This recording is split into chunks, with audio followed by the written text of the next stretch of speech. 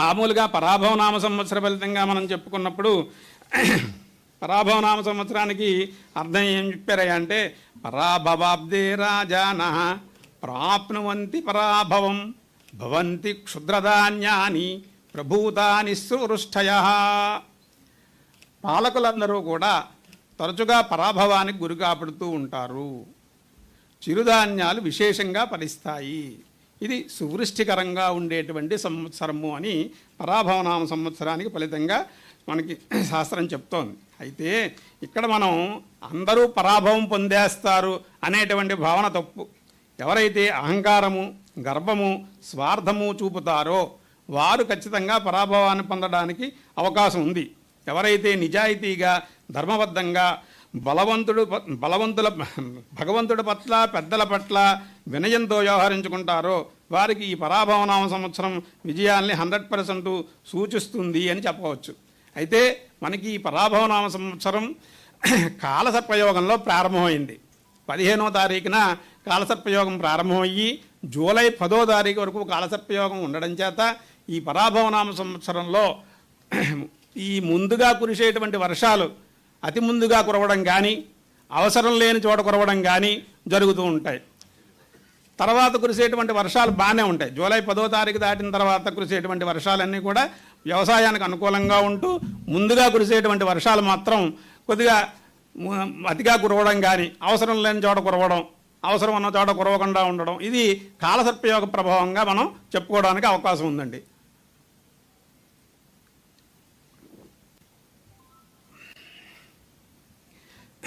అయితే ఈ సంవత్సరంలో నవనాయకులు మనం పరిశీలించుకున్నప్పుడు మంత్రిగా కుజుడికి ఆధిపత్యం వచ్చింది.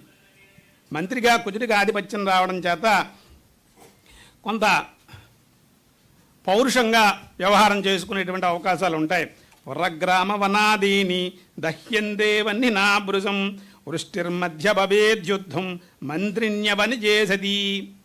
మంత్రిగారిగా కుజుడికి ఆధిపత్యం రావడం చేత ఈ సంవత్సరంలో మనకి ఆగస్టు 10వ తారీఖు దాటిన తర్వాత ఇంచుమించు డిసెంబర్ వరకు ఉన్నటువంటి ప్రాంతంలో మనకి విశేషమైనటువంటి దేశారిష్ట యోగాలు పట్టడం చేత ఆ సమయంలో మనం ఎక్కువగా పరిపాలన విధానంలో అనేక రకమైనటువంటి మత ఛాందస్సువాదుల యొక్క ప్రభావం చేత, అంతేకాకుండా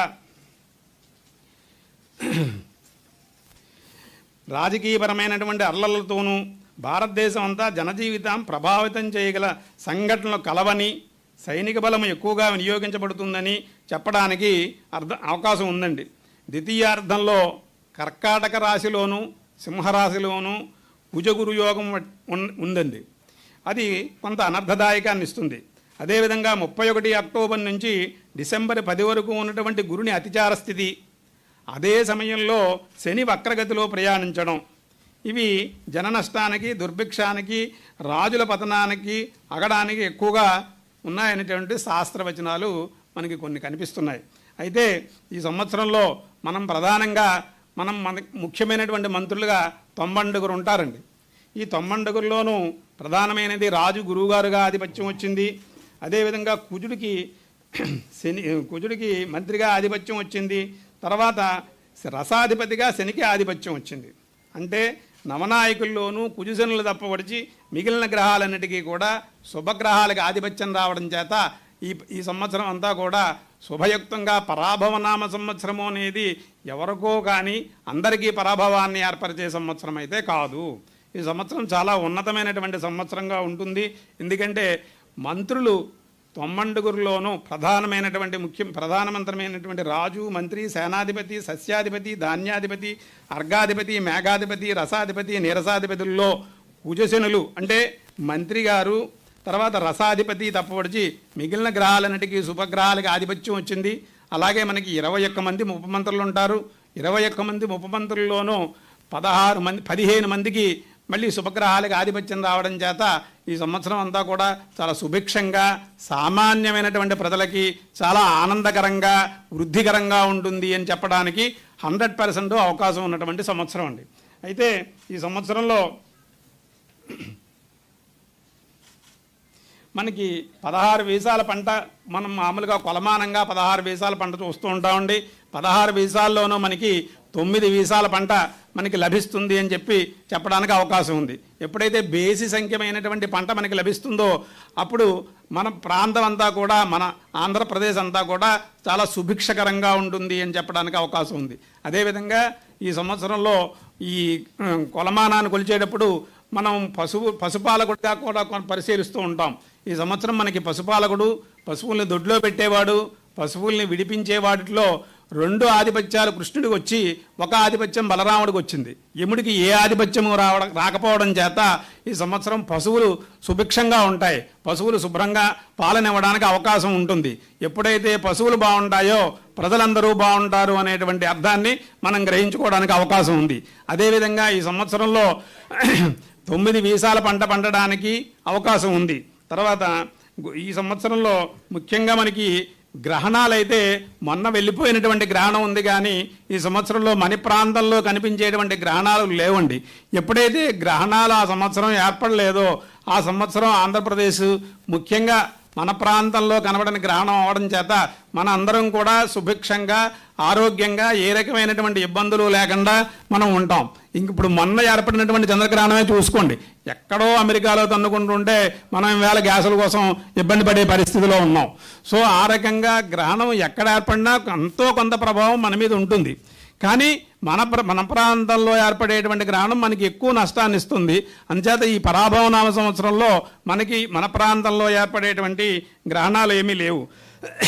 అంతేకాకుండా ఈ సంవత్సరంలో మనకి 4 కుంచాల వర్షం వచ్చిందండి. ఈ 4 కుంచాల వర్షంలో కూడా 8 భాగాలు సముద్రం పైన వర్షిస్తూ ఉంటే 9 భాగాలు పర్వతం మీద, 3 భాగాల భూమి మీద వర్షిస్తోంది. కాబట్టి ఈ పర్వతాల మీద వర్షించేటువంటి వర్షం కూడా భూమికే చేరుతుంది. కాబట్టి మనకి ఇంచుమించుగా 12 భాగాలు మనకి వర్షం కిందకు వస్తుందండి. ఒక 3 భాగాలు 8 భాగాలు మాత్రం సముద్రంలో కురుస్తోంది.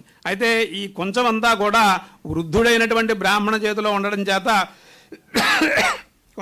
చేత ఈ సంవత్సరం వయస్సు ఇచ్చా ఉత్తమమైనప్పటికీ బ్రాహ్మణ జ్యోతిలో ఉండడం చేత కొద్దిగా దుర్భిక్షగలితంగా ఫలితం చెప్పారు. ఈ సంవత్సరం అంతా కూడా చాలా విశేషమైనటువంటి ఫలితాలు పొందడానికి అవకాశం ఉంది. అయితే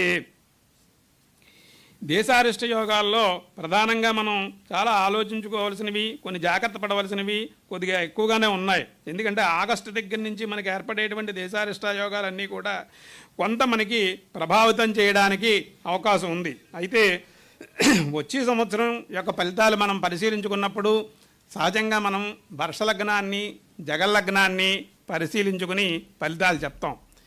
ఈ వర్ష జగల్లగ్న ఫలితాలే కాకుండా అనేక రకమైనటువంటి ఫలితాలు ఆధారంగా చేసుకుని మనం ఫలితాన్ని విశ్లేషించవలసిన అవసరం ఉంటుంది.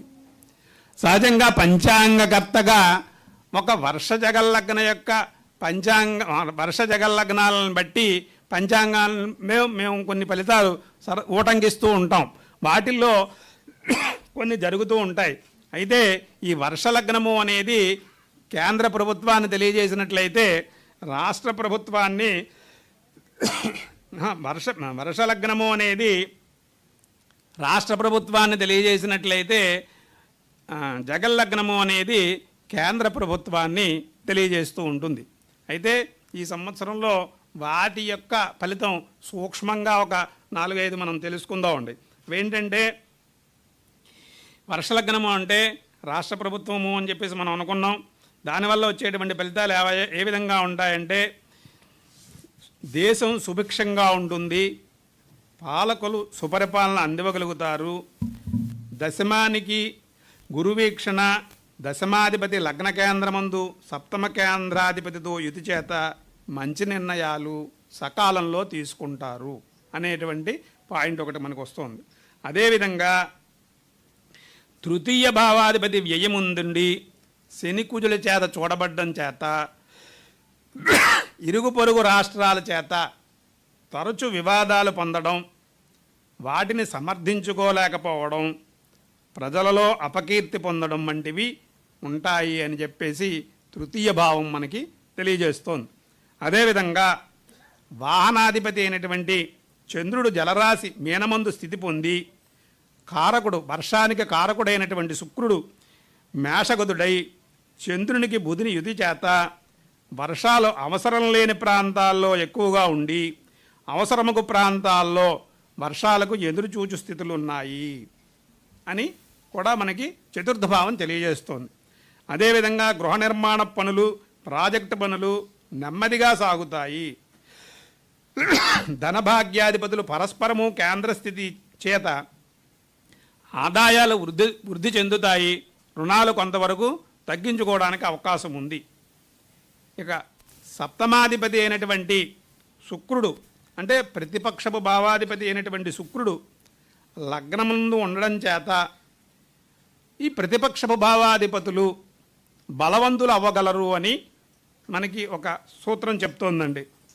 అదేవిధంగా రుణస్థానాధిపతి అయినటువంటి బుధుడు వ్యయస్థానమందు ఉండడం చేత అపాత్రపు ఖర్చులు, పెచ్చుమీరు స్థితులు ఉన్నాయి.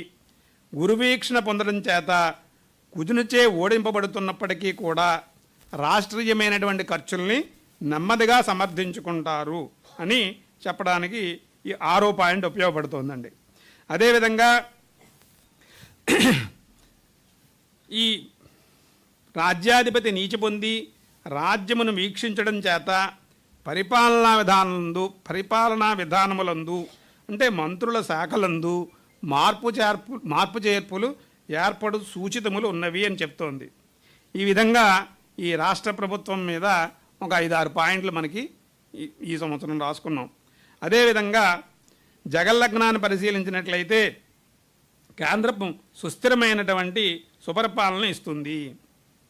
అంతేకాకుండా లగ్నమునకు ఆ పక్కన ఈ పక్కన శుభగ్రహాలు ఉండడం చేత విశేషమైనటువంటి కీర్తి ప్రతిష్టలు కేంద్ర ప్రభుత్వం పొందగలుగుతుంది.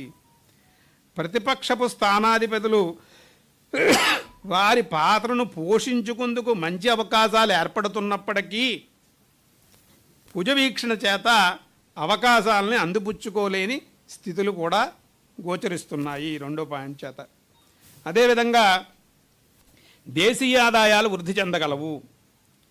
తర్వాత జలోపప్లవములకు కొన్ని చోట్ల జల ఉపప్రభవములకు జలోపప్లవములు అంటే బాగా ఎక్కువగా వచ్చేయడం, వరదలు వచ్చేయడం అటువంటివి కొన్ని చోట్ల అవకాశం ఉంది. అదేవిధంగా పంచమాధిపతి కోర్టు వంటి ఉన్నత స్థానముల జోక్యం పరిపాలనలో, కేంద్ర ప్రభుత్వ పరిపాలనలో పెరిగే సూచనలు ఉన్నాయి.